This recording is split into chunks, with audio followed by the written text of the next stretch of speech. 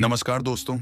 अगर मैं आपसे कहूं कि सुबह उठते ही केवल कुछ शब्द बोलकर आप अपने जीवन की दिशा बदल सकते हैं, तो क्या आप मानेंगे? हो सकता है आपको यह कोई चमत्कार लगे, लेकिन आज मैं आपको उस गुप्त रहस्य से परिचित कराने वाला हूं, जिसे ऋषियों ने ब्रह्म मुहूर्त का अमृत कहा है। यदि आप इस रहस्य को जान लेते हैं और केवल 5 मिनट इसे समर्पित करते हैं, तो जीवन में जो अब तक कठिन लगता था, वह सहज हो जाएगा, जिसे हमारे ऋषि मुनि हजारों वर्षों से निभाते आए हैं। लेकिन उन्होंने यह बातें हर किसी को नहीं बताई, क्योंकि यह ज्ञान सिर्फ उन्हें दिया जाता है जो वास्तव में अपने जीवन को बदलने के लिए तैयार होते हैं। अगर आप भी ऐसे ही एक साधक हैं, तो इस वीडियो को अंत तक जरूर देखिए, क्योंकि इसके हर शब्द में एक शक्ति है जो आपकी चेतना को बदल सकती है। और अगर आप पहली बार इस रहस्यमय यात्रा पर मेरे साथ आए हैं, तो मैं आपसे दिल से विनती करता हूं कि हमारे चैनल ध्यान योग साधना से अभी जुड़ जाइए, क्योंकि यहाँ सिर्फ बातें नहीं होती, यहाँ आत्मा के द्वार खोले जाते हैं। तो चलिए बिना देर किए वीडियो को स्टार्ट करते हैं। दोस्तों, ब्रह्म मुहूर्त कोई सामान्य समय नहीं है। ये वह क्षण है जब संपूर्ण ब्रह्मांड मौन होकर प्रतीक्षा करता है कि कौन उस शांति को पहचानने आया है। यह समय केवल जागने का नहीं, जागृत होने का है। जब संसार सो रहा होता है, तब आत्मा पुकार रही होती है, और यदि कोई उस पुकार को सुन सके, तो सृष्टि उसके संकल्प को अपना आदेश मान लेती है। ऋषियों ने हजारों वर्षों तक इस रहस्य को अपनी साधना से जिया और सिद्ध किया। उन्होंने बताया कि ब्रह्म मुहूर्त में किया गया कोई भी संकल्प, मंत्र या प्रार्थना सीधा ब्रह्मांडीय चेतना तक पहुंचता है। लेकिन ध्यान रहे, यह कोई यांत्रिक प्रक्रिया नहीं है। यह एक भाव है, एक आंतरिक आह्वान है जो मनुष्य को देवत्व की ओर उठाता है। यह प्रार्थना केवल शब्द नहीं होती, यह आपकी आत्मा की भाषा होती है। जैसे किसी माँ का दिल अपने बच्चे की पुकार पहचान लेता है, वैसे ही ब्रह्मांड उस साधक की पुकार को पहचान लेता है जो ब्रह्म मुहूर्त में स्वयं को संपूर्णता से अर्पित कर देता है। पर प्रश्न यह है, कैसे करें यह प्रार्थना? क्या केवल कुछ शब्द बोलने से सब कुछ बदल सकता है? क्या इसकी कोई विशेष प्रक्रिया है? क्या यह प्रार्थना किसी विशेष भावना से जुड़ी होती है या केवल नियमितता से? प्रार्थना का प्रभाव इस बात पर निर्भर नहीं करता कि आप क्या बोलते हैं, बल्कि इस पर होता है कि आप उसे किस भाव से बोलते हैं। ब्रह्म मुहूर्त में जब आप उठते हैं, तो उस समय मन सबसे शांत, शुद्ध और ग्रहणशील होता है। यह वह क्षण होता है जब आपका चेतन मन अभी तक संसार के भारीपन से पूरी तरह नहीं जुड़ा होता। ऐसे में यदि आप उस क्षण में आंखें बंद कर एक भी प्रार्थना पूरे भाव से करते हैं, तो वह ब्रह्मांड के सबसे सूक्ष्म स्तर पर गूंजने लगती है। यहां केवल बोलना काफी नहीं, यह अनुभव करना जरूरी है। जब आप प्रार्थना करते हैं, तो कल्पना करें कि आपके शब्द प्रकाश बनकर आकाश में उड़ रहे हैं। वे केवल शब्द नहीं, ऊर्जा है। और अगर आप यह ऊर्जा सही दिशा में प्रवाहित करना जानते हैं, तो वह वापस आपके जीवन में घटनाओं के रूप में उतरने लगती है। जैसे कोई बीज मिट्टी में बो दिया जाए, वैसे ही आपकी प्रार्थना भी ब्रह्मांडीय भूमि में बीज बनकर प्रतीक्षा करती है उस क्षण की जब वह अंकुरित होकर फल दे। लेकिन एक रहस्य यह भी है, केवल इच्छा भर से ब्रह्मांड नहीं चलता, बल्कि उस इच्छा में कितना स्पष्ट भाव, कितना समर्पण और कितनी एकाग्रता है, वह उसे शक्ति देता है। इसलिए ब्रह्म मुहूर्त में की गई प्रार्थना 3 स्तंभों पर आधारित होनी चाहिए: शुद्ध इच्छा, गहरी भावना और पूर्ण समर्पण। जब यह तीनों एक साथ आ जाते हैं, तब ब्रह्मांड उसे आदेश नहीं, निमंत्रण समझता है। इसीलिए ऋषियों ने मौन को प्रार्थना का आधार बताया है। वे कहते थे, जब शब्द मौन में समाहित हो जाए, तब आत्मा बोलती है, और आत्मा की आवाज को कोई नहीं टाल सकता, ना धरती, ना आकाश, ना नियति। लेकिन फिर सवाल यह उठता है, ऐसी शुद्ध इच्छा और गहन भावना को हम कैसे जगाएं? मन तो बिखरा हुआ रहता है, बार बार भटकता है। तो क्या इसका कोई अभ्यास है जिससे हम अपने भीतर प्रार्थना की वह आग जगा सकें जो ब्रह्मांड को भी आंदोलित कर दे? मन को एकाग्र करने और भावना को जागृत करने के लिए सबसे पहला अभ्यास है मौन में उतरना। जब आप ब्रह्म मुहूर्त में उठते हैं, तो सबसे पहले कुछ ना बोलें, केवल अपने भीतर के वातावरण को महसूस करें। चारों ओर का मौन, ठंडी हवा का स्पर्श और आपके भीतर चलती हुई हल्की हल्की तरंगे। यही वह समय है जब आत्मा अपने सबसे निकट होती है। इस क्षण आप अपनी हथेलियों को जोड़ें और आंखें बंद करके बस ये भावना लाएं, मैं ईश्वर के समीप हूं और आज मेरी हर प्रार्थना सुनी जाएगी। यह भावना भीतर एक गहराई पैदा करेगी, अब धीरे धीरे अपने हृदय को अनुभव करें, जैसे वहां एक धीमा लेकिन शक्तिशाली कंपन हो रहा हो। यह कंपन ही वह पुल है जिसके माध्यम से आपकी चेतना ब्रह्मांड से जुड़ने लगती है। अब एक गहरी सांस लें और धीरे धीरे उसे छोड़ते हुए कोई छोटा सा प्रार्थना मंत्र बोले, जैसे हे प्रभु, मुझे अपने प्रकाश से भर दो। इस क्षण केवल शब्द न बोले, बल्कि मानिए कि वही प्रकाश सचमुच आपके भीतर उतर रहा है। इस अभ्यास को संकल्प ध्यान कहा जाता है, जहां आप अपने भावों को इतनी शक्ति देते हैं कि वे मात्र सोच नहीं रहते, बल्कि वास्तविकता बनने लगते हैं। विज्ञान भी यह सिद्ध कर चुका है कि सुबह सुबह हमारे मस्तिष्क की तरंगे थीटा और अल्फा एक स्टेट में होती हैं। ये वही तरंगे हैं जो अवचेतन मन से सीधा जुड़ाव बनाती हैं। और अगर इसी अवस्था में आप कोई भावना, कोई चित्र, कोई संकल्प बार बार दोहराते हैं, तो वह आपके जीवन का हिस्सा बन जाती है। लेकिन कई बार मन स्थिर नहीं होता, व्यग्रता, आलस्य और संदेह आने लगते हैं। ऐसे में एक और अभ्यास जुड़ता है, आभार की प्रार्थना। जब आप केवल मांगने की जगह धन्यवाद देने लगते हैं, धन्यवाद प्रभु जो मेरे जीवन में आ रहा है, उसके लिए, तो ब्रह्मांड आपके साथ अधिक गहराई से जुड़ने लगता है, क्योंकि मांगने से कहीं अधिक शक्ति स्वीकृति में होती है। अब प्रश्न यह उठता है, क्या इस प्रार्थना को किसी विशेष दिशा की ओर मुंह करके करना चाहिए? क्या इसका कोई विशेष आसन है? और क्या कुछ ऐसे शब्द हैं जो प्रार्थना की शक्ति को और अधिक बढ़ा देते हैं? दिशा का चयन उस कंपन पर निर्भर करता है जो ब्रह्मांड की ऊर्जा से मेल खाता है। भारत के प्राचीन ऋषियों ने गहन ध्यान के माध्यम से यह अनुभव किया कि पूर्व दिशा, जहां से सूर्य का प्रकाश पहली बार पृथ्वी को छूता है, सबसे अधिक ऊर्जावान होती है। ब्रह्म मुहूर्त में जब आप पूर्व दिशा की ओर मुंह करके बैठते हैं, तो आप उस दिव्य ऊर्जा के प्रवाह में सीधा जुड़ जाते हैं जो ब्रह्मांड से हर सुबह पृथ्वी पर उतरती है।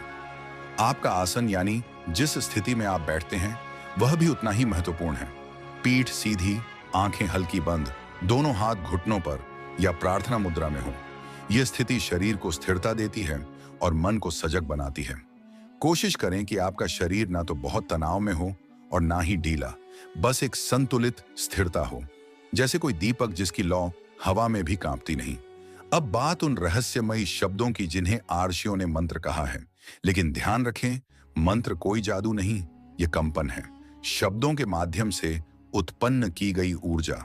उदाहरण के लिए, जब आप कहते हैं ओम नमो भगवते वासुदेवाय, तो यह सिर्फ एक वाक्य नहीं है, यह आपकी चेतना को उस विराट स्रोत से जोड़ता है जिसे हम भगवान कहते हैं। और जब यह मंत्र ब्रह्म मुहूर्त की निस्तब्धता में बोला जाता है, तो इसका प्रभाव कई गुना बढ़ जाता है। यदि आप किसी विशेष इच्छा की पूर्ति के लिए प्रार्थना कर रहे हैं, तो उसे स्पष्ट और सरल शब्दों में कहें, लेकिन उसके साथ एक सकारात्मक भाव जोड़ें, जैसे हे प्रभु, मैं अपने जीवन में शांति और प्रेम को अनुभव कर रहा हूं, इसके लिए कृतज्ञ हूं। इसे मांगने की नहीं, मान लेने की भावना से बोले। ब्रह्मांड को स्पष्टता पसंद है, इसलिए भ्रम, भय या अधूरे वाक्य नहीं, बल्कि पूर्ण विश्वास और उत्साह के साथ प्रार्थना करें। कुछ विशेष शब्द जैसे शांति, प्रकाश, आनंद, करुणा, ये कोई साधारण शब्द नहीं है। इनका उच्चारण ब्रह्म मुहूर्त में आपके आसपास एक सूक्ष्म ऊर्जा का क्षेत्र बना देता है, जो आपको दिन भर एक विशेष आवृत्ति में बनाए रखता है। यह ऊर्जा धीरे धीरे आपके विचारों, भावनाओं और कर्मों को बदलने लगती है। लेकिन एक रहस्य अभी भी बाकी है। केवल शब्दों और भावनाओं से भी अधिक गहरी होती है प्रार्थना की प्रतिध्वनि। यानी जब एक ही भावना, एक ही शब्द को प्रतिदिन उसी समय दोहराया जाए, तो वह कंपन स्थायी हो जाता है। यह वह रहस्य है जिसे आर्षियों ने नित्य साधना कहा। अब प्रश्न उठता है, अगर हम प्रतिदिन एक ही प्रार्थना करें, तो क्या वह बोरिंग, यांत्रिक नहीं हो जाएगी? और क्या हम हर दिन नए भाव कैसे जगा सकते हैं? प्रार्थना जब हर दिन एक ही समय, एक ही स्थान और एक ही भावना से दोहराई जाती है, तो वह केवल शब्द नहीं रह जाती, वह एक चेतन कंपन बन जाती है। यह वही है जिसे वेदों में रथु चक्र साधना कहा गया है, यानी किसी कार्य को ब्रह्मांड की लय में ढाल देना। और जब प्रार्थना इस तरह की लय में बहने लगती है, तो उसमें ब्रह्मांड की ऊर्जा स्वतः ही समाहित होने लगती है। यह विज्ञान है, आपके मस्तिष्क की न्यूरोनल नेटवर्क बार बार दोहराए गए भावों को अधिक गहराई से आत्मसात करता है। इसलिए जब आप रोज एक ही प्रार्थना करते हैं, लेकिन उसे हर दिन नई भावना से करते हैं, तो वही शब्द हर बार नया चमत्कार उत्पन्न करते हैं। यहाँ भावनाओं का रहस्य शुरू होता है। मान लीजिए कि आपने कहा, हे प्रभु मुझे शांति दो, लेकिन उस क्षण आपके भीतर असहजता, क्रोध या निराशा है, तो आपके शब्द और ऊर्जा एक नहीं है। लेकिन जब आप अपनी आंखें बंद करते हैं और पहले उस भाव को महसूस करते हैं कि मैं शांत हूं, मैं प्रकाश से घिरा हूं, तब वह शब्द भीतर से निकलता है, बाहर से नहीं। यही आत्मा की आवाज है। आत्मा जब बोलती है तो ब्रह्मांड सुनता है। प्रत्येक दिन एक क्षण पहले रुकिए, ना सोचिए, ना बोलिए, केवल मौन में उतरकर उस प्रार्थना को अपने भीतर अनुभव कीजिए। जब तक शब्द अंदर से ना फूटे तब तक ना बोलिए। एक बार जब वह भाव उठ जाए तब प्रार्थना को धीरे धीरे शब्द दीजिए।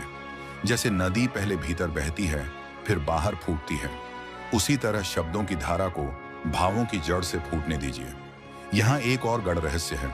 यदि आप चाहते हैं कि आपकी प्रार्थना प्रतिदिन नई लगे, तो आप अपने जीवन के अनुभवों को उसका हिस्सा बनाइए। जैसे यदि एक दिन आपने किसी को क्षमा किया, तो अगली सुबह प्रार्थना में कहिए, हे प्रभु, आपने मुझे क्षमा का अनुभव कराया, इसके लिए धन्यवाद। आज मुझे और गहराई से क्षमा का भाव दीजिए। अब यह प्रार्थना यांत्रिक नहीं रही, यह जीवंत बन गई। यही वह बात है जिससे प्रार्थना आत्मा की आवाज बनती है, क्योंकि अब वह जीवन से जुड़ गई है। लेकिन प्रश्न यह उठता है, क्या केवल भाव और शब्द पर्याप्त हैं? क्या कोई विशेष समय, दिन या वातावरण ऐसा होता है जब प्रार्थना की शक्ति 100 गुनी हो जाती है? प्रकृति के पास एक अदृश्य घड़ी है। वह हर क्षण, हर दिन और हर रत को एक विशेष ऊर्जा से भर देती है। और यदि हम ब्रह्मांड की उस घड़ी के साथ तालमेल बैठा लें, तो हमारी प्रार्थना केवल एक संकल्प नहीं, बल्कि एक ब्रह्मांडीय घटना बन जाती है।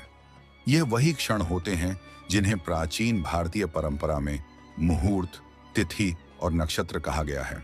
लेकिन यह शब्द महज ज्योतिष के नहीं, चेतना के विज्ञान से जुड़े रहस्य हैं। ब्रह्म मुहूर्त में की गई प्रार्थना इसलिए प्रभावशाली होती है क्योंकि उस समय पृथ्वी, सूर्य और आपकी आत्मा तीनों की तरंगे एक विशेष संतुलन में होती हैं। यह संतुलन लगभग 96 मिनट तक रहता है, सूर्योदय से पहले, जब वातावरण में तमस लुप्त हो जाता है और सत जागृत होता है। इसी काल को देवयान काल कहा गया है, जब देवता आपकी चेतना से सीधे संवाद कर सकते हैं। इसके अतिरिक्त कुछ दिन स्वयं ब्रह्मांड ऊर्जा के केंद्र बन जाते हैं, जैसे पूर्णिमा, अमावस्या, संक्रांति, एकादशी, महाशिवरात्रि या गुरु पूर्णिमा। इन तिथियों पर आपकी प्रार्थना केवल आपकी नहीं रहती, वह उस दिन के सामूहिक ऊर्जा क्षेत्र में प्रवेश कर जाती है। यह ठीक वैसा है जैसे किसी शांत झील में आप एक पत्थर फेंकें। यदि समय और स्थान सही हो तो उसकी लहरें दूर तक जाती हैं। प्रार्थना करते समय वातावरण की शुद्धता भी उतनी ही आवश्यक होती है। अगर आप धूप, दीप या कुछ शांत मंत्रों के साथ प्रार्थना की शुरुआत करते हैं, तो वह वातावरण की ऊर्जा को ऊपर उठाता है। शांत वाद्य जैसे बांसुरी, घंटी या स्वरमंडल, ये सब ब्रह्मांडीय कंपन को आकर्षित करते हैं। इसीलिए मंदिरों में घंटा बजाने की परंपरा है, क्योंकि वह एक प्रकार की ऊर्जा को आमंत्रित करता है। इन सभी रहस्यों के बीच सबसे गुप्त बात यह है कि कभी कभी ब्रह्मांड स्वयं संकेत देता है। जैसे जब आपका मन अचानक शांत हो जाए, या बिना किसी कारण आंखों से आंसू निकल आए, या किसी पुराने संकल्प की स्मृति उभर आए। यह सब संकेत होते हैं कि ब्रह्मांड उस क्षण आपको सुनने के लिए तैयार है। उस समय यदि आप मौन में उतरकर केवल एक प्रार्थना भी कर लें, तो वह सीधा आपके भाग्य में उतर सकती है। लेकिन फिर भी एक प्रश्न बचा रहता है, क्या प्रार्थना केवल मांगना है? क्या ब्रह्मांड से हर समय कुछ मांगना ही सही है, या फिर प्रार्थना का कोई और भी गहरा उद्देश्य होता है? जब हम प्रार्थना करते हैं तो अक्सर हमारा उद्देश्य होता है कुछ पाना, कुछ बदलना या किसी पीड़ा से छुटकारा पाना। लेकिन आर्षियों ने प्रार्थना को केवल इच्छाओं की अभिव्यक्ति नहीं माना, उन्होंने इसे आत्मा की यात्रा का साधन माना, एक ऐसा सेतु जो मनुष्य को देवत्व से जोड़ देता है। इसीलिए उन्होंने प्रार्थना को 3 स्तरों में विभाजित किया। पहला इच्छा की प्रार्थना, दूसरा समर्पण की प्रार्थना और तीसरा एकत्व की प्रार्थना। पहले स्तर पर हम मांगते हैं। यह वह अवस्था है जहां हम कहते हैं, हे प्रभु मेरी परीक्षा में सफलता दिलाओ, मेरे रोग को ठीक करो, मेरी मनोकामना पूरी करो। यह स्वाभाविक है और जीवन के किसी मोड़ पर हम सभी इसे अनुभव करते हैं। यह शुरुआत होती है क्योंकि जहां तक आत्मा का संबंध है, वहां कोई भी भावना हीन नहीं होती। मांगना भी एक प्रार्थना है, यदि वह सच्चे भाव से हो। दूसरा स्तर अधिक गहन है। यह तब आता है जब हम मांगते नहीं बल्कि समर्पित करते हैं। यहां वाक्य बदल जाता है, हे प्रभु, जो तू चाहे वही हो, जो हो रहा है वह तेरी ही इच्छा है, मुझे उसे समझने और सहने की शक्ति दे। यह वह अवस्था है जब प्रार्थना हमारे नियंत्रण से मुक्त होकर ईश्वर की इच्छा में घुलने लगती है।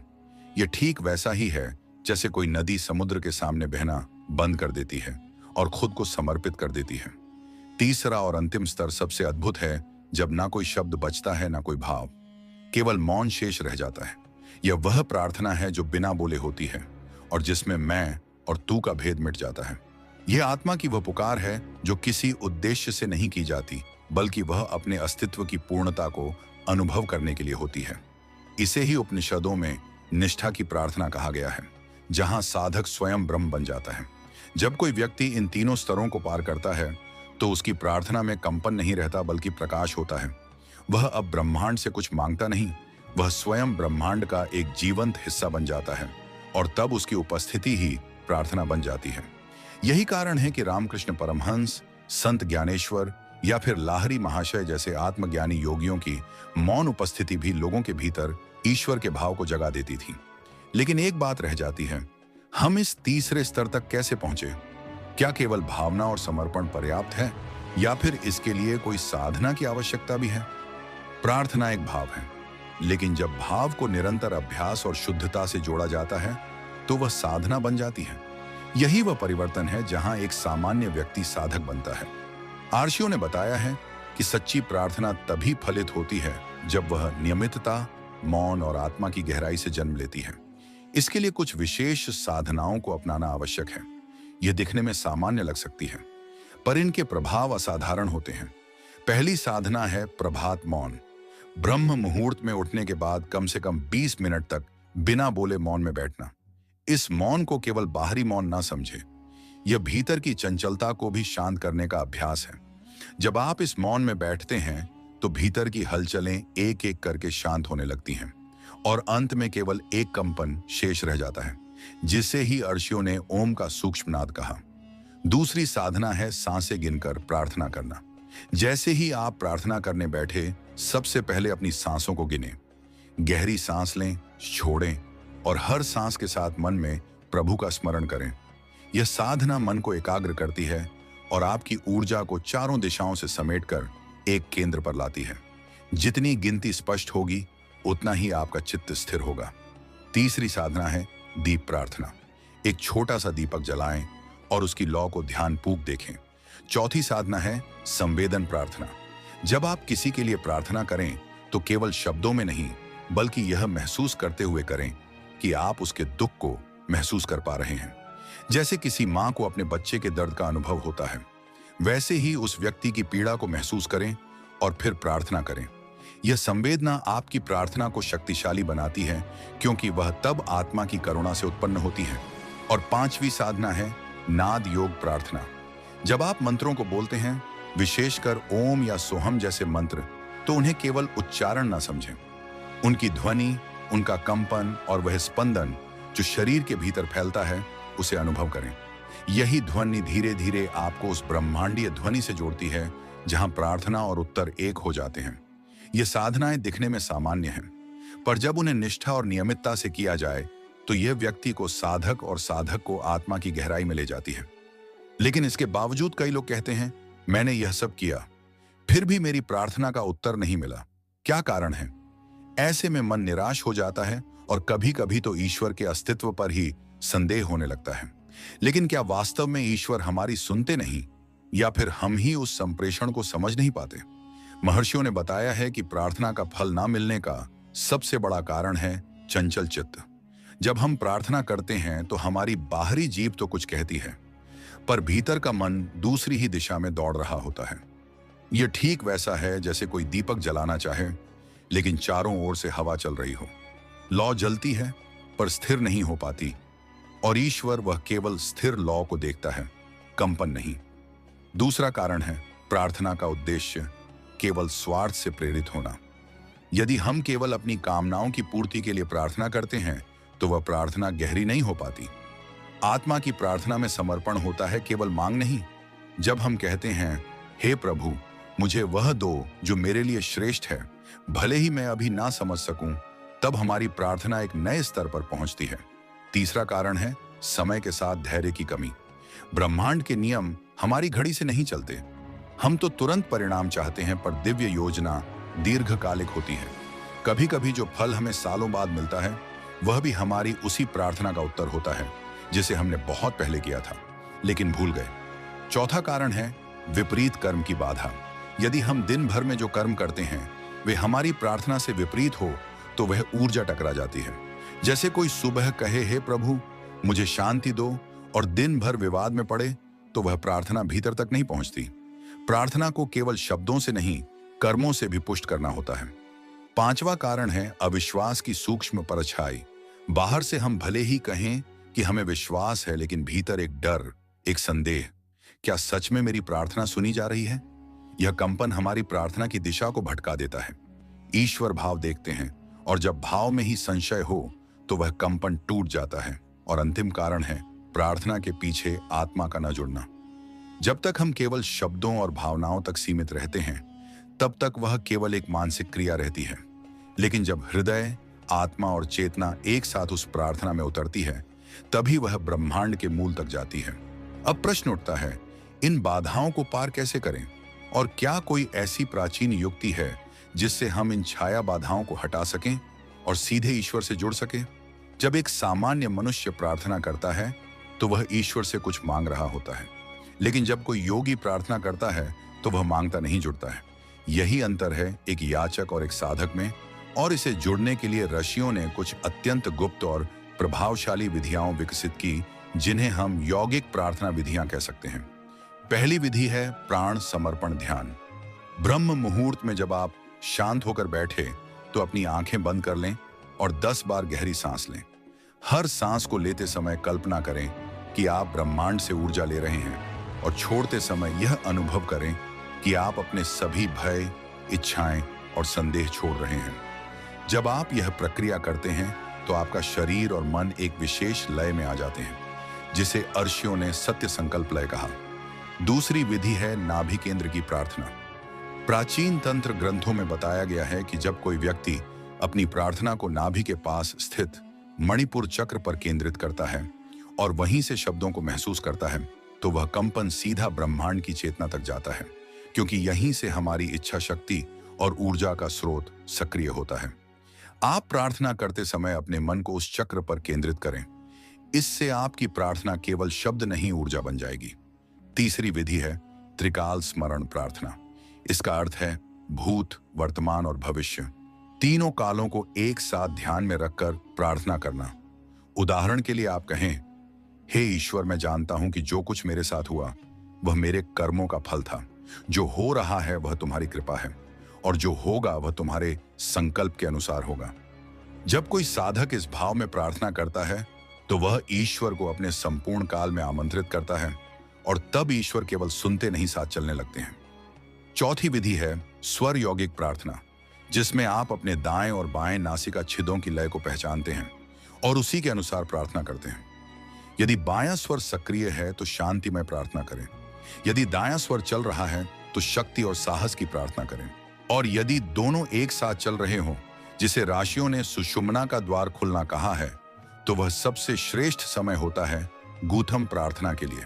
इस समय की गई प्रार्थना सीधा ब्रह्मांडीय चेतना में विलीन हो जाती है। और पांचवी विधि है मानसिक प्रतिध्वनि साधना। जब आप प्रार्थना करते हैं तो उसे केवल बाहर नहीं बोले, बल्कि उसे अपनी चेतना में सुने, जैसे वह शब्द आपके भीतर ही गूंज रहे हों। इस प्रक्रिया में आपका मस्तिष्क, आपकी आत्मा और ब्रह्मांड एक जैसी ध्वनि तरंगों में डूब जाते हैं। यही वह अवस्था है जिसे संत तुलसीदास ने मन रमैया कहा, जहां मन ईश्वर की लहरों से एकाकार हो जाता है। इन 5 प्राचीन विधियों को यदि आप धीरे धीरे आत्मसात करें तो आपकी प्रार्थना अब केवल शब्दों का समूह नहीं रहेगी, वह एक दिव्य संप्रेषण बन जाएगी। लेकिन एक और रहस्य है, क्या इन विधियों के प्रयोग के बाद भी कुछ विशेष संकेत मिलते हैं जो ये बताते हैं कि प्रार्थना का उत्तर आ रहा है? प्रार्थना केवल तब पूर्ण नहीं होती जब हम शब्दों से बोलते हैं, वह तब पूर्ण होती है जब ब्रह्मांड उसके उत्तर में हलचल करता है। यह उत्तर कई बार सीधा नहीं आता, बल्कि संकेतों के माध्यम से आता है। ये संकेत बहुत सूक्ष्म होते हैं, लेकिन जो ध्यान और जागरूकता में होता है वही इन्हें पहचान सकता है। आर्षियों और योगियों ने 7 ऐसे गुप्त संकेतों का वर्णन किया है जो यह बताते हैं कि आपकी प्रार्थना सुनी जा चुकी है। पहला संकेत है अचानक भीतर शांति का अनुभव होना। आपने कोई गहरी प्रार्थना की और उसके बाद मन जैसे शांत समुद्र हो गया। कोई हलचल नहीं, कोई चिंता नहीं। यह वह स्थिति है जब आपकी चेतना ईश्वर की चेतना से स्पर्श कर चुकी होती है और वह स्पर्श शांति के रूप में उतरता है। दूसरा संकेत है सपनों में दिव्य प्रतीकों या मार्गदर्शन का आना। यदि आपने ब्रह्म मुहूर्त में प्रार्थना की है और उसी दिन रात्रि में आपने कोई अद्भुत सपना देखा, जैसे उजाला, कोई अर्श, कोई देवी देवता या कोई सूचक संकेत, तो यह संकेत है कि उत्तर भेजा जा चुका है। पुराने समय में यही माध्यम था ईश्वर की भाषा को समझने का। तीसरा संकेत है आपके चारों ओर चीजों का अचानक बदलना, जैसे कोई अवरोध अचानक हट जाए, कोई पुराना मित्र संपर्क कर ले या कोई अनहोनी घटना अचानक शुभ में बदल जाए। ब्रह्मांड अपने उत्तर को घटना और परिस्थितियों के माध्यम से भी प्रकट करता है। चौथा संकेत है किसी पवित्र पुस्तक का स्वतः खुल जाना और उस पृष्ठ पर उत्तर मिलना। कई साधकों ने अनुभव किया है कि जब वे शंका में होते हैं और प्रार्थना करते हैं, फिर किसी पवित्र ग्रंथ को खोलते हैं तो उत्तर शब्दों में लिखा हुआ मिल जाता है। यह संयोग नहीं होता, यह ब्रह्मांड की सीधी प्रतिक्रिया होती है। पांचवा संकेत है शरीर में ऊर्जा का अचानक बढ़ना या कंपन महसूस होना। जब प्रार्थना गहराई से सुनी जाती है तो शरीर के सूक्ष्म केंद्रों पर उसका प्रभाव पड़ता है। विशेष रूप से हृदय, नाभि या आज्ञा चक्र पर हल्की कंपन, गर्माहट या कंपन अनुभव होना एक दिव्य उत्तर का प्रतीक है। छठा संकेत है कोई अजनबी व्यक्ति अचानक आकर वही बात कह दे जो आपके मन में थी। यह व्यक्ति कोई संदेशवाहक होता है, कभी कभी अनजाने में, कभी कभी जाने बूझे हुए। यह ब्रह्मांड की गढ़ संचार प्रणाली है। और सातवां सबसे रहस्यमय संकेत है भीतर से आने वाला एक अडोल स्पष्ट उत्तर, बिना तर्क के, बिना शक के, जैसे कोई भीतर कह रहा हो अब चिंता मत कर, सब ठीक होगा। यह आंतरिक आवाज ईश्वर का ही उत्तर होती है, लेकिन इसके लिए मन को पूरी तरह शांत और सजग बनाना पड़ता है। इन 7 संकेतों को पहचानने की कला केवल अभ्यास से आती है। लेकिन क्या केवल संकेतों को पहचानना पर्याप्त है? नहीं। यदि आप चाह कि ईश्वर न केवल आपकी प्रार्थना सुने बल्कि स्वयं आपके भीतर प्रकट हो, तो उसके लिए एक अत्यंत रहस्यमयी साधना है जिसे केवल कुछ योगियों ने ही अपनाया है। इसे कहते हैं अंतर्यामी प्रार्थना साधना। लेकिन यह कोई साधारण अभ्यास नहीं है। यह वह प्रक्रिया है जिसमें साधक अपने हृदय को इतना शुद्ध करता है, अपने संकल्प को इतना मजबूत करता है और अपने भाव को इतना गहरा बनाता है कि स्वयं ईश्वर उसकी चेतना में उतरने लगते हैं। यह साधना श्री कृष्ण ने गीता में संकेत रूप में बताई। योग स्थान, जब मन पूरी तरह योग में स्थिर हो जाए तब हर कार्य स्वयं ईश्वर से जुड़ा हो जाता है। इस साधना की शुरुआत होती है मौन से, लेकिन यह सामान्य मौन नहीं, यह अंतः मौन होता है, जहां विचारों की भी कोई गूंज ना हो। जब ब्रह्म मुहूर्त की नाजुक वेला में आप अपनी आंखें बंद करके हृदय में बैठते हैं और केवल इतना कहते हैं, प्रभु मैं यहां हूं, तभी यह एक संकेत होता है ब्रह्मांड को कि आप तैयार हैं। अब साधना का अगला चरण है प्राण संवेदन, यानी अपने श्वास पर ध्यान देना। लेकिन केवल सांस को देखने के लिए नहीं, बल्कि यह अनुभव करने के लिए कि किस पल सांस भीतर जाते समय जीवन की ऊर्जा आपके भीतर प्रवेश कर रही है। जब यह अनुभव गहरा होता है तो अचानक ऐसा लगने लगता है कि सांस अब सिर्फ हवा नहीं बल्कि दिव्य स्पर्श है ईश्वर का। अब तीसरे चरण में आता है प्रार्थना का कंपन। जब आप पूरी एकाग्रता से एक ही प्रार्थना को मन में दोहराते हैं, जैसे हे प्रभु मुझे जानो, मुझे अपनाओ, मुझे भीतर बुलाओ, तो धीरे धीरे यह कंपन आपके पूरे शरीर में फैलने लगता है। और यहां से शुरू होती है वह रहस्यमय स्थिति जहां शब्दों की आवश्यकता समाप्त हो जाती है। अब केवल भाव शेष रह जाता है। उस भाव में डूबे हुए साधक को कभी कभी शरीर का होना भी याद नहीं रहता। समय रुक जाता है, सांस धीमी पड़ जाती है और एक पल ऐसा आता है जब साधक के भीतर एक प्रकाश उठता है, एक धीमा, गर्म, शांत प्रकाश। वही ईश्वर का संकेत होता है, वही अंतर्यामी की उपस्थिति होती है। और यही वह अवस्था है जहां से साधक में परिवर्तन होना शुरू होता है। उसका चेहरा शांत हो जाता है, वाणी में प्रेम उतर आता है और सबसे महत्वपूर्ण, उसके कर्म अब केवल उसके अपने नहीं रहते, बल्कि उस शक्ति के माध्यम से होने लगते हैं जिसे हम ईश्वर कहते हैं। लेकिन क्या यह अवस्था स्थायी रहती है? नहीं। यदि हम उसे साधना से पोषित ना करें, और इसके लिए एक अत्यंत प्राचीन विधि है जिसे त्रिकाल प्रार्थना प्रणाली कहा जाता है। त्रिकाल प्रार्थना प्रणाली केवल एक अभ्यास नहीं, बल्कि एक जीवन शैली है। यह वह मार्ग है जिसमें दिन के 3 विशिष्ट काल, प्रातः, मध्याह्न और रात्रि को ईश्वर से जोड़ने के लिए चुना गया है। आर्षि मुनियों ने इसे इसलिए अपनाया क्योंकि ब्रह्मांड की ऊर्जा इन 3 समयों पर विशेष रूप से सक्रिय होती है। जैसे सागर की लहरें ज्वार भाटे के समय तीव्र होती हैं, वैसे ही चेतना की तरंगे इन 3 समयों पर विशेष रूप से सक्रिय होती हैं। 3 समयों पर ईश्वर तक पहुंचना सरल बनाती है। प्रातः काल की प्रार्थना यानी ब्रह्म मुहूर्त वह समय है जब संपूर्ण प्रकृति एक दिव्य मौन में होती है। इस समय की गई प्रार्थना सबसे शुद्ध होती है, क्योंकि मन अभी तक संसार के प्रभाव में नहीं आया होता। जब आप इस समय मौन होकर केवल एक ही बात कहें, हे प्रभु, मैं आज आपको अपने साथ चाहता हूं, तो यह संकल्प पूरे दिन की चेतना को दिव्यता से भर देता है। दोपहर की प्रार्थना, जिसे मध्याह्न संकल्प कहा जाता है, तब की जाती है जब मन दिन के कार्यों में सबसे अधिक व्यस्त होता है। यही वह समय होता है जब हम सबसे अधिक ईश्वर को भूल जाते हैं।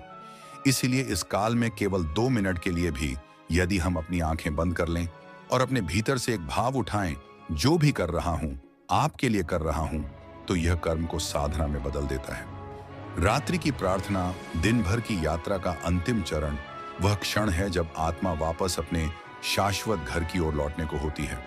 इस समय की गई प्रार्थना सबसे भावपूर्ण होती है। यदि आप केवल इतना कहें, प्रभु, दिन भर में कितना गिरा, लेकिन फिर भी आपने मुझे थामा, और फिर हृदय से आभार प्रकट करें, तो यह प्रार्थना निद्रा को ध्यान में बदल देती है। इन तीनों प्रार्थनाओं में एक रहस्य यह है कि इनमें कोई दिखावा नहीं होता। ना कोई विशेष मुद्रा चाहिए, ना कोई विशेष स्थान, बस मन चाहिए और उसमें सच्चाई। यह त्रिकाल प्रणाली आपके भीतर एक ऐसी ऊर्जा जगाती है जो आपकी चेतना को धीरे धीरे उस स्तर तक ले जाती है जहां केवल दिव्यता ही शेष रहती है। लेकिन क्या केवल यह प्रणाली पर्याप्त है? नहीं, क्योंकि बहुत से लोग यह तीनों प्रार्थनाएं करते हैं, फिर भी उन्हें ईश्वर की उपस्थिति महसूस नहीं होती। क्यों? क्योंकि वे एक गुप्त भूल कर बैठते हैं, एक ऐसी भूल जो साधक को ईश्वर से दूर रख देती है, चाहे वह कितनी भी सच्ची प्रार्थना कर रहा हो। यह गुप्त भूल दिखने में बहुत छोटी लगती है, लेकिन यही वह कारण है कि अधिकांश साधक वर्षों तक प्रार्थना करते हैं और फिर भी ईश्वर को छू नहीं पाते। वह भूल है मांगने की आतुरता में स्वीकार करने की कला को खो देना। जब भी हम प्रार्थना करते हैं, हम कुछ मांगते हैं, सफलता, स्वास्थ्य, शांति, प्रेम, लेकिन हम यह भूल जाते हैं कि सच्चे भक्त की प्रार्थना मांगने से नहीं, समर्पण से शुरू होती है। यदि कोई बच्चा हर बार अपने माता पिता से कुछ मांगे, लेकिन यह ना माने कि वे पहले से उसके लिए सर्वश्रेष्ठ सोच रहे हैं, तो वह केवल याचक बनकर रह जाएगा, पुत्र नहीं। प्रार्थना में सच्चा बल तब आता है जब हम केवल मांगने नहीं, सुनने भी बैठते हैं। अधिकतर लोग ईश्वर से बात करते हैं लेकिन उसे सुनते नहीं। यही सबसे बड़ी भूल है। यदि आप हर बार केवल बोले जा रहे हैं, प्रभु यह दो वो दो, और कभी शांत होकर यह नहीं पूछते कि प्रभु आप मुझसे क्या चाहते हैं, तो संबंध एक तरफा हो जाता है। यहां एक रहस्य की बात करें, प्रार्थना का सबसे शक्तिशाली रूप वह नहीं जब आप बोलते हैं, बल्कि वह जब आप पूरी श्रद्धा से केवल मौन हो जाते हैं और अपने भीतर से उठती हर भावना को बिना हस्तक्षेप के अनुभव करते हैं। जब मन मौन होता है तभी ईश्वर बोलते हैं। जब मन शांत होता है तभी उनकी उपस्थिति महसूस होती है। उदाहरण के लिए, एक साधक प्रतिदिन प्रार्थना करता था कि उसे ईश्वर का दर्शन हो। वह 7 वर्षों तक लगातार यह संकल्प दोहराता रहा, लेकिन कुछ घटा नहीं। एक दिन वह बहुत थक गया और प्रार्थना के स्थान पर बैठकर बस चुप हो गया, कुछ बोले बिना, कुछ मांगे बिना, और उसी दिन उसे अपने भीतर एक प्रकाश का अनुभव हुआ, जैसे किसी ने उसके सिर पर हाथ रख दिया हो। वही ईश्वर की मौन कृपा थी। इसलिए अगली बार जब आप ब्रह्म मुहूर्त में प्रार्थना करें, तो कुछ देर के लिए कुछ ना कहें, केवल सुने, अपने भीतर की हलचल को देखें और उसमें से उभरती उस शांति को पकड़े जो बिना शब्दों के संवाद करती है। यही वह बिंदु है जहां प्रार्थना रूपांतरित होती है। शब्दों से ऊर्जा में, ऊर्जा से उपस्थिति में।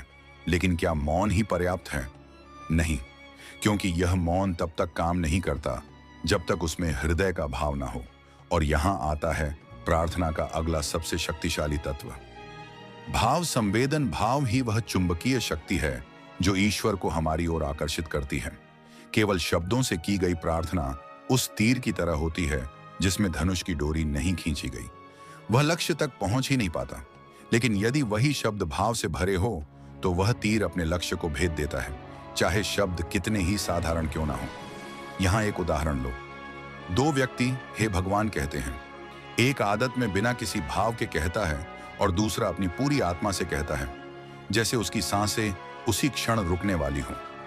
पहले की प्रार्थना हवा में विलीन हो जाती है, लेकिन दूसरे की पुकार ईश्वर के हृदय तक पहुंचती है। यही है भाव की शक्ति। भगवत गीता में श्री कृष्ण कहते हैं, पत्रम पुष्पम फलम तयम यो में भक्त प्रयच्छति तद भक्तितम अनामि प्रयतात्म। अर्थात यदि कोई भक्त मुझे प्रेम से एक पत्र, पत्ता, एक पुष्प, एक फल या जल भी अर्पण करता है तो मैं उसे स्वीकार करता हूं। यहां ईश्वर का ध्यान वस्तु पर नहीं बल्कि उस भाव पर है जिससे वह दिया गया। भाव वह द्वार है जिससे आत्मा ईश्वर तक पहुंचती है। और यह भाव कोई बाहरी चीज नहीं, यह भीतर से जागता है जब आप अपने मन की परतों को हटाकर केवल सच्चाई के साथ खड़े होते हैं। भाव तब आता है जब आप अपने अहंकार को नीचे रखते हैं और यह मान लेते हैं कि मैं कुछ नहीं हूं, सब कुछ आप ही हैं। अब यह जानना अत्यंत आवश्यक है कि भाव जगाने के लिए क्या किया जाए। क्या यह किसी साधना से जागता है या केवल जीवन की घटनाओं से ही आता है? और क्या कोई निश्चित विधि है जिससे भाव की अनुभूति को सशक्त किया जा सके? भाव कोई संयोग नहीं है, यह एक अभ्यास है। जैसे शरीर को साधने के लिए योग किया जाता है, वैसे ही भाव को जगाने के लिए हृदय की साधना करनी पड़ती है। यह साधना गुप्त है, लेकिन जब इसे सही रीति से किया जाए तो ब्रह्म मुहूर्त की हर प्रार्थना दिव्यता से भर जाती है। सबसे पहली विधि है स्मरण। लेकिन यह सामान्य स्मरण नहीं, यह ऐसा स्मरण है जिसमें आप अपने इष्ट को केवल याद नहीं करते बल्कि उनके साथ भावनात्मक संबंध बनाते हैं। जैसे कोई प्रियजनों को याद करता है, आंखें भीग जाती हैं, मन स्थिर हो जाता है और एक प्रकार की आत्मिक ऊर्जा प्रवाहित होने लगती है। यही भाव की पहली चिंगारी होती है। दूसरी विधि है कल्पना। कल्पना कोई मिथ्या नहीं, यह साधना की गुप्त भाषा है। जब आप आंखें बंद करके अपने आराध्य को अपने सामने बैठा हुआ महसूस करते हैं और यह सोचते हैं कि आप उनके चरणों में बैठे हैं, तब हृदय में हलचल होती है। जब कल्पना तीव्र होती है तो चेतना उस अनुभूति को वास्तविक बना देती है। यही कारण है कि भक्त अपनी भक्ति में रो पड़ते हैं। उन्हें लगता है कि ईश्वर वास्तव में पास है। तीसरी विधि है श्वास के साथ प्रार्थना। जब आप प्रार्थना करते हुए अपनी श्वास को भी उसके साथ जोड़ देते हैं तो भाव शरीर से होकर बहने लगता है।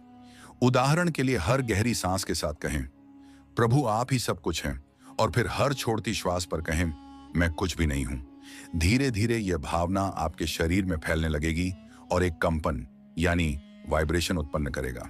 चौथी और सबसे गुप्त विधि है मौन सेवा। जब आप किसी जरूरतमंद की सहायता करते हैं बिना नाम बिना दिखावे के, तब आपके भीतर ईश्वर से जुड़ाव गहराता है। वह भाव जो दूसरों के दुख से जुड़ता है वही सबसे शुद्ध भाव होता है। इन विधियों के अभ्यास से हृदय का बंधन खुलता है और जब हृदय खुलता है तब प्रार्थना कोई शब्द नहीं रह जाती, वह ब्रह्मांड की पुकार बन जाती है। और यह पुकार इतनी तीव्र होती है कि ईश्वर उसे अनसुना नहीं कर सकते। लेकिन क्या यही सब पर्याप्त है? यदि भाव भी हो, विधियां भी हो, फिर भी कभी कभी प्रार्थना अधूरी क्यों रह जाती है? क्यों? तो कुछ साधकों की प्रार्थना तो तुरंत फलित होती है और कुछ वर्षों तक प्रतीक्षा करते हैं। यह एक ऐसा प्रश्न है जो हर साधक के भीतर कभी ना कभी उठता है। क्या ईश्वर पक्षपाती है?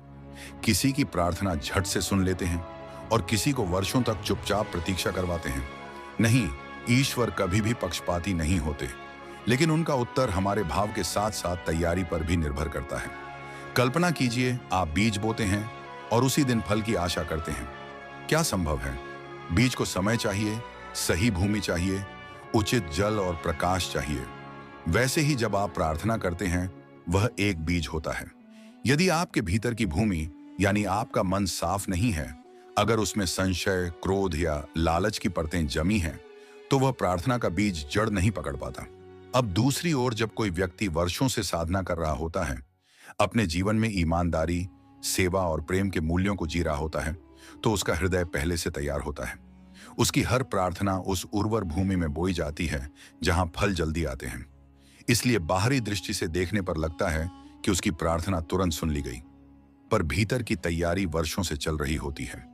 यहाँ एक सुंदर दृष्टांत आता है। एक साधक ने वर्षों तक ईश्वर का ध्यान किया, पर उसकी कोई भी इच्छा पूर्ण नहीं हुई। एक दिन वह हताश होकर कह बैठा, हे ईश्वर, क्या मैं तुम्हारा प्यारा नहीं? उसी रात उसने स्वप्न में भगवान को देखा, जिन्होंने मुस्कुराते हुए कहा, तू मेरा ही था, तभी तो मैं तुझे देर से दे रहा हूं, ताकि तुझे देने से पहले तुझे उसके योग्य बना सकूं। समझो, ईश्वर कोई मशीन नहीं जो तुरंत प्रतिक्रिया दे। वे पिता हैं, प्रेम में डूबे शिक्षक हैं। वे जानते हैं कि कब, क्या और कैसे देना है। कई बार देरी हमें भीतर से मजबूत करने के लिए होती है, और जब हम उस योग्य हो जाते हैं तो हमें वह मिलता है जो हम सोचते भी नहीं। लेकिन यहाँ एक और रहस्य छिपा है। कुछ प्रार्थनाएं ऐसी होती हैं जिन्हें बिना बोले ही ब्रह्मांड पकड़ लेता है, क्योंकि वे केवल भाव से नहीं बल्कि समर्पण से की जाती है। और समर्पण का अर्थ क्या है? क्या यह केवल शब्द है या यह एक जीवित अनुभव है? समर्पण कोई हार नहीं है, यह सबसे ऊंची जीत है। यह वह अवस्था है जहां साधक स्वयं को ईश्वर के चरणों में ऐसे छोड़ देता है जैसे कोई नदी समुद्र में समा जाती है, बिना वापस लौटे, बिना दिशा मांगे। समर्पण का अर्थ है, अब मैं नहीं, अब केवल तू। जब हम प्रार्थना करते हैं तो अक्सर हमारे भीतर दो बातें चलती हैं, एक ओर इच्छा और दूसरी ओर भय। हम चाहते हैं कि हमारी बात मानी जाए, लेकिन डरते भी हैं कि कहीं ना मानी गई तो यही द्वंद्व प्रार्थना की शक्ति को कमजोर कर देता है। लेकिन जब समर्पण होता है, तब साधक केवल कहता है, हे प्रभु, जो तुझको उचित लगे वही कर, मैं केवल तेरा हूं। और इसी क्षण से प्रार्थना केवल हमारी नहीं रह जाती, वह ईश्वर की योजना का एक हिस्सा बन जाती है। यही वह रहस्य है जिसकी वजह से समर्पण के साथ की गई प्रार्थना कभी अस्वीकार नहीं होती, क्योंकि उसमें मैं नहीं होता, वहां केवल वह होता है।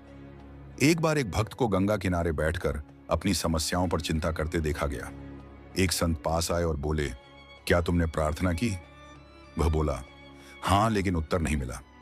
संत मुस्कुराए और बोले, तो अब चिंता क्यों? या तो तुमने प्रार्थना की है या फिर चिंता कर रहे हो। दोनों साथ साथ नहीं चल सकते। यदि सच्चे समर्पण से प्रार्थना की है तो अब ईश्वर पर भरोसा रखो। यहां समर्पण का एक और गढ़ पक्ष आता है, कर्म। समर्पण का अर्थ यह नहीं कि आप निष्क्रिय हो जाएं। इसका अर्थ है आप कर्म करते रहे, लेकिन फल की चिंता ईश्वर पर छोड़ दें। श्रीमद् भगवद गीता का यही सिद्धांत है, कर्मण्यवाधिकारस्ते माम फलेषु कदाचन, यानी कर्म करो लेकिन फल की अपेक्षा मत करो। यहां से एक और अद्भुत ज्ञान की धारा खुलती है। जब कोई व्यक्ति समर्पण के भाव से प्रतिदिन ब्रह्म मुहूर्त में उठता है और यह कहता है, आज का दिन तेरा है प्रभु, मेरा कुछ भी नहीं, तो वह दिन ईश्वर की कृपा से भर जाता है। समर्पण केवल शब्द नहीं, यह जीवन का दृष्टिकोण बन जाता है। लेकिन क्या समर्पण और भाव ही पर्याप्त है? क्या इनसे ही प्रार्थना ब्रह्मांड तक पहुंचती है? नहीं, इसके साथ एक और रहस्य जुड़ा है, नाद यानी ध्वनि का कंपन।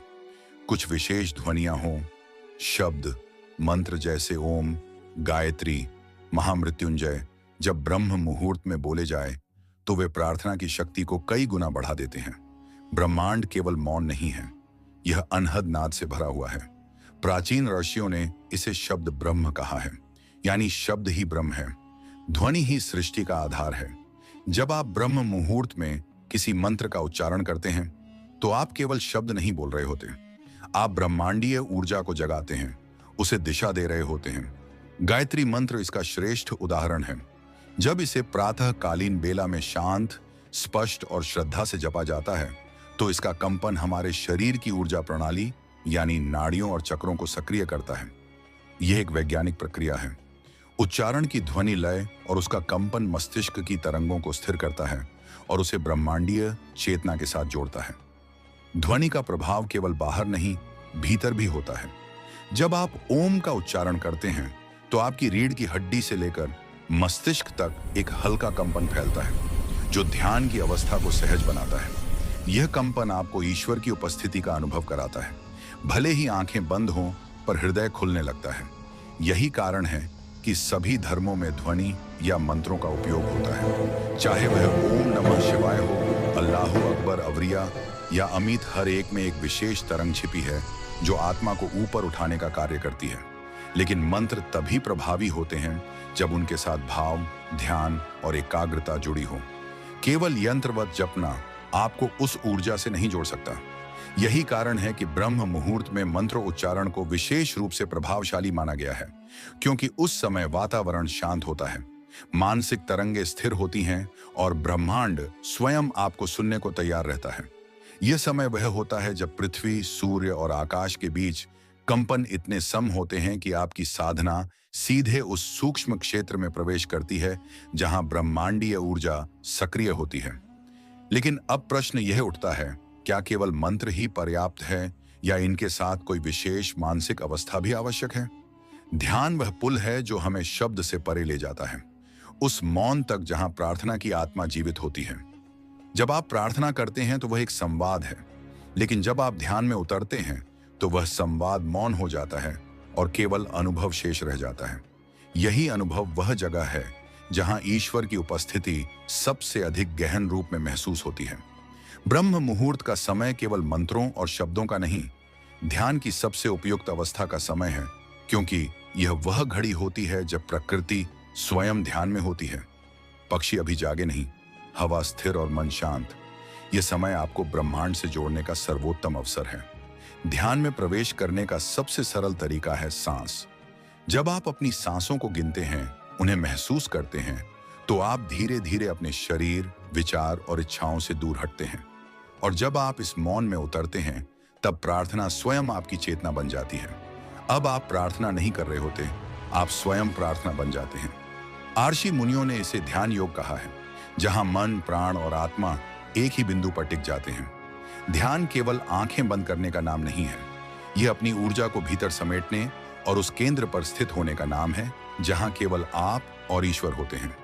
ऐसी अवस्था में किया गया कोई भी संकल्प, चाहे वह छोटा हो या बड़ा, ब्रह्मांड तक सीधा पहुंचता है, और वह केवल एक इच्छा नहीं रह जाता, वह एक चेतन ऊर्जा बन जाता है जो पूर्ण होने के मार्ग पर चल पड़ता है। जब ध्यान की अवस्था में प्रार्थना की जाती है, तब उसका कंपन आपके विचारों से निकलकर सूक्ष्म ऊर्जा में परिवर्तित हो जाता है, और यही वह ऊर्जा है जो आपके जीवन में घटनाओं को आकार देने लगती है। लोग, संयोग, अवसर, सब कुछ आपके भीतर की उस शांति से जुड़कर प्रकट होने लगता है। परंतु क्या केवल ध्यान में बैठना ही पर्याप्त है, या कोई और साधना भी है जो इस प्रक्रिया को और तीव्र और प्रभावशाली बना सकती है? यह साधना है मौन की साधना। इसे ऋषियों ने मौन व्रत या मौन ध्यान कहा है। यह कोई साधारण मौन नहीं, बल्कि वह गहन स्थिति है जहां भीतर के सारे विचार, शोर और संकल्प शांत हो जाते हैं। इस मौन में जब आप बैठते हैं तो आप ईश्वर से कुछ कहने नहीं जाते, और ब्रह्मांडीय ऊर्जा अधिक स्पष्टता से ग्रहण की जा सकती है। यह मौन केवल बोलने से परहेज नहीं है, यह भीतर के संवाद को भी शांत करना है। आर्षि याज्ञवल्क्य ने कहा था, जिस क्षण मन शून्य होता है, वहीं आत्मा ईश्वर से संवाद करती है। इस मौन में की गई प्रार्थना एक प्रश्न नहीं होती, वह स्वयं उत्तर बन जाती है। कई बार लोग कहते हैं, हम प्रार्थना करते हैं लेकिन जवाब नहीं आता। कारण यह है कि हम प्रार्थना तो करते हैं, पर सुनने का मौन नहीं रखते। जब कोई व्यक्ति मौन में बैठता है, वह अपने भीतर एक प्रकार की दिव्य गुंजाइश बनाता है, जिसमें ब्रह्मांड अपने संकेत भरता है। यह संकेत विचारों, अनुभूतियों या कभी-कभी स्पष्ट शब्दों के रूप में भी प्रकट हो सकते हैं। कई संतों ने इसे आंतरिक वाणी कहा है, जो केवल मौन में ही सुनी जा सकती है। इस मौन के अभ्यास के लिए आपको किसी कठिन आसन या स्थिति की आवश्यकता नहीं है। बस शांत होकर बैठ जाइए, मन को सांसों पर टिकाइए और हर विचार को बिना विरोध किए जाने दीजिए। धीरे धीरे मन एकदम स्पष्ट होता है और वहीं से शुरू होती है वह दिव्य प्रक्रिया जिसे आप ईश्वर का उत्तर कह सकते हैं। परंतु यह मौन कितना गहरा होना चाहिए? क्या इसे धीरे धीरे साधा जा सकता है, या इसके लिए कोई विशेष तकनीक है? मौन को प्राप्त करना कोई अचानक घटने वाली घटना नहीं है। यह एक प्रक्रिया है, एक साधना है जो धीरे धीरे आपको भीतर के उस गहन केंद्र तक ले जाती है जहां ईश्वर का स्पर्श संभव होता है। इसके लिए सबसे पहली आवश्यकता होती है अभ्यास। जैसे मांसपेशियों को अभ्यास से बल मिलता है, वैसे ही मन को भी शांति का अभ्यास चाहिए। हर सुबह ब्रह्म मुहूर्त में उठकर मौन में बैठने का एक सरल तरीका है। उसे हम त्रिकाल ध्यान कह सकते हैं। इसका अर्थ है भूत, वर्तमान और भविष्य तीनों से मुक्त होकर केवल इस क्षण में स्थित हो जाना। इसके लिए अपनी आंखें बंद करें, शरीर को स्थिर रखें और केवल 3 बातों पर ध्यान दें। सांस का आना, सांस का जाना और इसके बीच का मौन। आप पाएंगे कि जैसे जैसे सांसें गहराती जाती हैं, विचार धीमे हो जाते हैं और जब विचारों का प्रवाह रुकता है तो भीतर से एक अद्भुत ऊर्जा उभरने लगती है। यह वही चेतना है जिसे उपनिषदों ने अंतःकरण कहा है। अब अगली विधि है नादी योग। यह एक बहुत पुरानी लेकिन शक्तिशाली विधि है जिसमें आप अपने भीतर उत्पन्न हो रहे सूक्ष्म ध्वनियों पर ध्यान केंद्रित करते हैं। ब्रह्म मुहूर्त में जब चारों ओर शांति हो तब कानों को पूरी तरह भीतर की ओर मोड़ लें। आपको एक सूक्ष्म नाद सुनाई देगा, कभी घंटे जैसी ध्वनि, कभी गूंज, कभी झंकार। यह वही ध्वनि है जो आत्मा की गहराई से उठती है। जो व्यक्ति इस नाद पर ध्यान करता है उसका मन स्वतः शांत हो जाता है और यह मौन केवल एक मानसिक स्थिति नहीं रह जाती।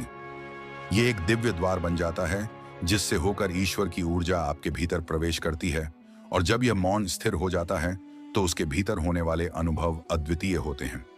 न केवल आंतरिक शांति बल्कि जीवन के उत्तर संकल्पों की पूर्ति और एक दिव्य आत्मविश्वास।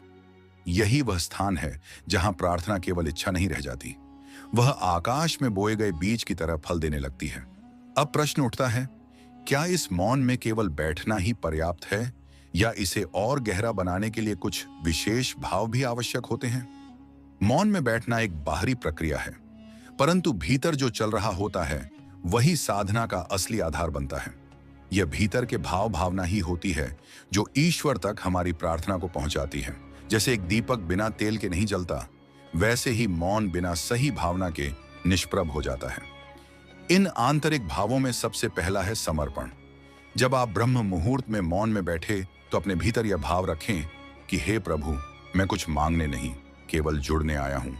यदि तू मुझे कुछ देना चाहता है तो तेरा धन्यवाद, और यदि नहीं देना चाहता तो भी तेरा धन्यवाद।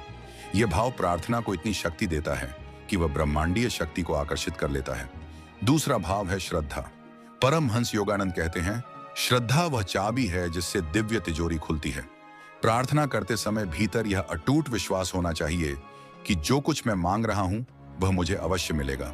यदि नहीं अभी तो किसी शुभ घड़ी में, और यदि नहीं मिला तो उससे भी कुछ श्रेष्ठ मेरी ओर आ रहा है। तीसरा भाव है करुणा। जब प्रार्थना केवल अपने लिए ना होकर समष्टि के लिए हो, जब आप अपने साथ साथ दूसरों के सुख और कल्याण की भावना रखते हैं, तब ब्रह्मांड आपके लिए अधिक शक्तिशाली रूप से सक्रिय होता है। संत तुकाराम कहते हैं, जो केवल अपने लिए मांगता है वह भिखारी है, पर जो सबके लिए मांगता है वह संत है।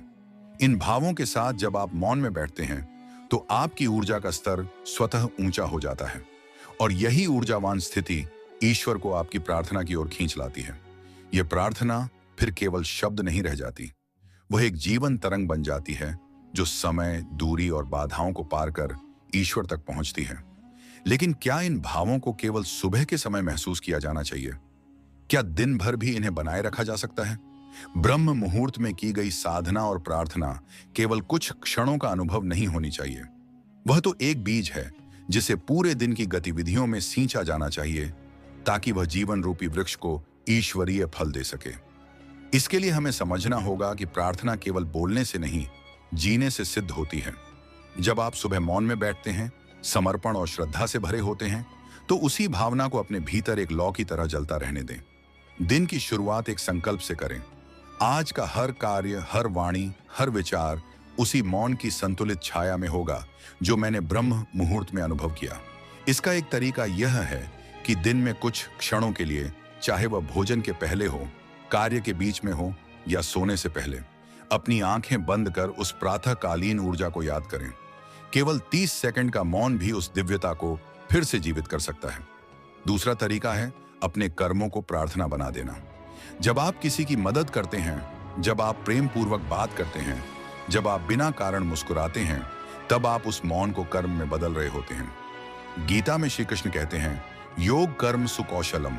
जब कर्म केवल कर्तव्य नहीं रह जाता बल्कि ध्यान पूर्वक और भाव पूर्वक किया जाता है, तो वह योग बन जाता है। यहां से ही हमारी प्रार्थना स्थायी रूप लेती है। वह केवल सुबह की साधना तक सीमित नहीं रहती, बल्कि हमारे जीवन की प्रत्येक धड़कन, प्रत्येक सांस में बहने लगती है।